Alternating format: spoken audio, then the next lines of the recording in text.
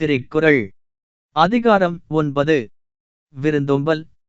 குறள் 84.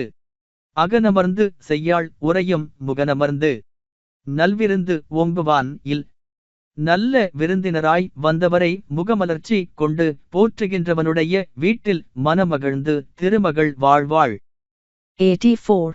With smiling face he entertains each virtuous guest.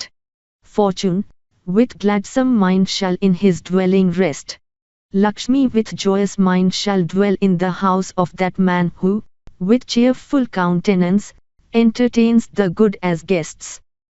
84.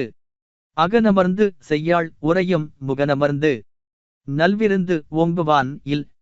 நல்ல விருந்தினராய் வந்தவரை முகமலர்ச்சி கொண்டு போற்றுகின்றவனுடைய வீட்டில் மனமகிழ்ந்து திருமகள் வாழ்வாள். 84.